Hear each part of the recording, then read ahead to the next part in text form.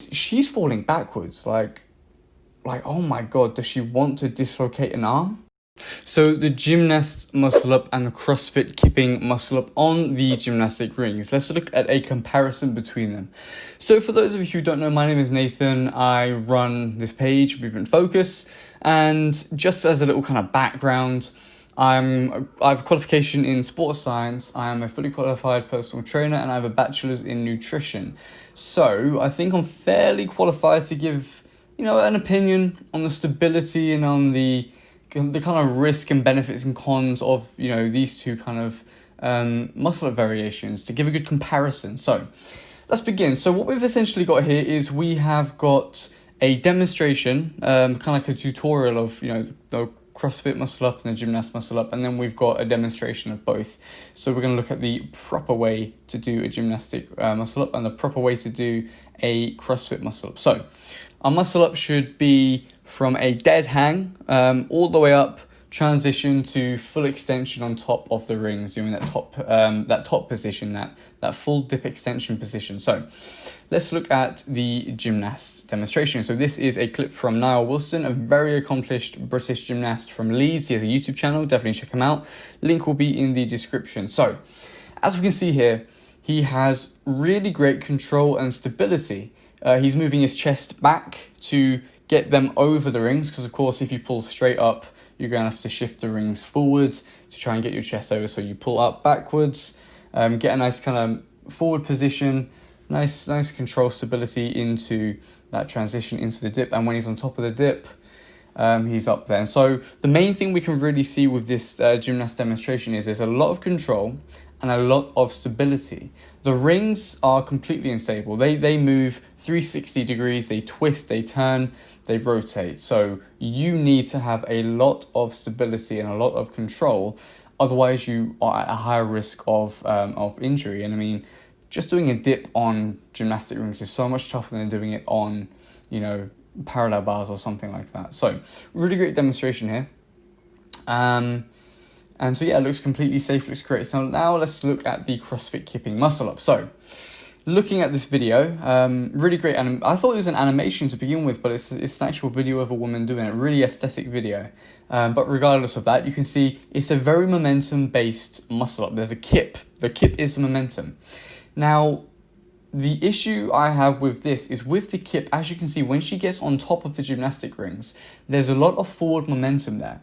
Now, coming on top of the gymnastic rings with forward momentum can be quite dangerous because we don't want internal rotation of the shoulder to an excessive degree. So essentially what this is you can imagine kind of this position like this. So when you do the transition from the pull-up to the dip in the muscle up, you need that internal shoulder rotation, which is essentially bringing the shoulders and the elbow over the gymnastic rings. It enables you to then push up into the dip. But excessive internal shoulder rotation can be really detrimental to your rotator cuff kind of health. You can get something we call a separated shoulder, which is it's not nice. It's kind of a detachment of, a connection there up in the shoulder. The rotator cuff is essentially a collection of muscles and tendons all around the shoulder, which allows your shoulder to move in all the ways it can. And so this puts it at risk when we, tip too far forward.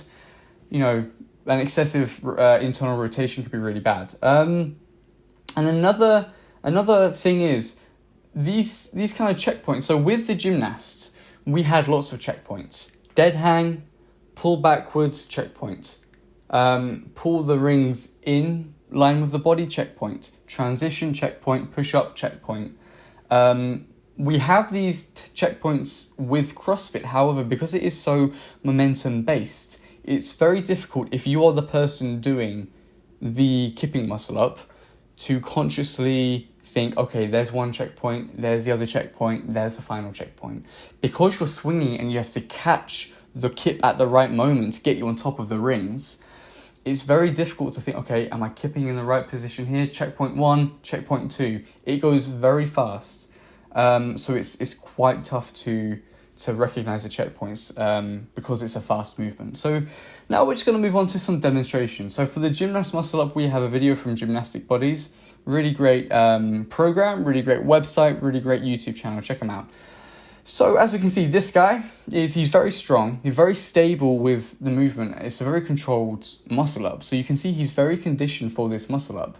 One thing I must say is he is conditioned, like I said, but if beginners are doing the ring muscle up, you don't really want to transition with your hands too far out from your body. That just decreases the kind of leverage you have on the rings and it makes it quite tough. It puts a bit more strain on your elbow and on your shoulder, so you want to bring the rings in to then go over. But that's just for beginners. It depends how you learn it, depends how you're conditioned. So there's no stress, no issue there. And as you can see on the top of the gymnastic rings, he's twisting the rings away from him. This is called the top position.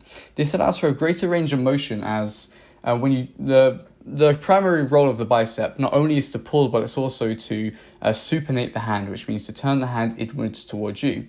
So by doing this top position where you twist the rings past parallel, you're getting a greater range of motion and additional stability on top of the gymnastic rings. So good demonstration there. So we're going to look at the CrossFit muscle up here, and this woman is called Sam Briggs. She did 30 muscle ups in 3 minutes. Kind of mad. So let's just start watching this video. So she's in a dead hang, she's doing the kip, and this is what I was saying before.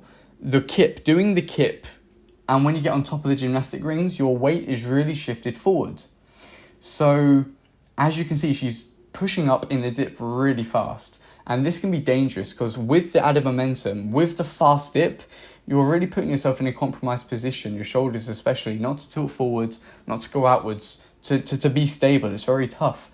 And so as you can see, when she gets on top of the gymnastic rings, she falls backwards. She has a lot of momentum forwards, she then pushes up, and then she falls backwards. This is to counterbalance the forward momentum she's gained from doing the dip so fast and with the kip. So again, that's increased risk of internal shoulder rotation. The issue now is she's falling backwards. Like, oh my God, does she want to dislocate an arm?